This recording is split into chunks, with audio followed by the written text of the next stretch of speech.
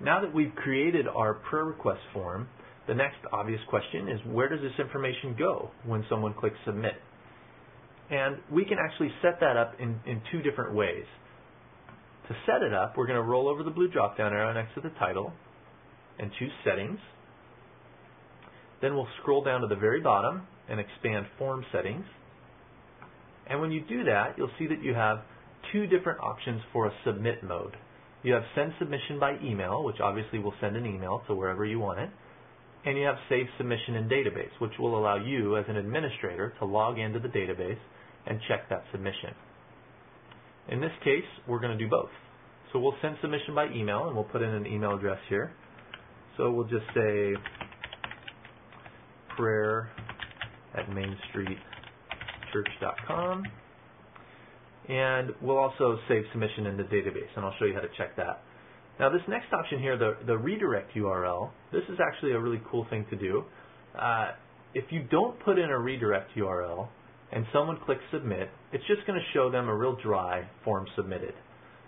If you want to have it say something else, you can actually create a hidden page on your website, and I've gone ahead and done that here. And then you can paste the URL of that hidden page into this redirect. So I have this hidden page, I copied the URL, and I'm pasting it in here. And then I'll go ahead and click Update, and I'll show you how that works.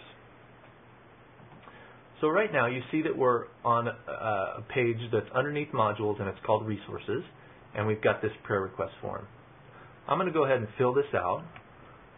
So I'll say, Joe student, I'm in the 10th grade, and my request is the most simple of all requests.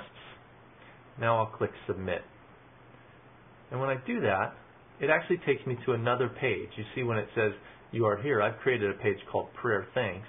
And I put this little thank you message here. Thanks for sharing your prayer requests. People on our prayer team will be praying for you. Now, if I want to go back to that other page, since I'm logged in as an administrator, I can roll over this blue drop-down arrow and choose View Submissions. And since I've set this up to save my submissions in a database, I see that at on November 28th at 4:17 p.m., someone named Joe Student in the 10th grade has a prayer request of help. And if there were more than one prayer request that had been submitted, I would simply select the time from this drop-down list, and I would see that there. Now, the email that was just sent to prayer@mainstreetchurch.com will have this same information in it. It'll look just like that. And that's how you check the submissions from a Forms module.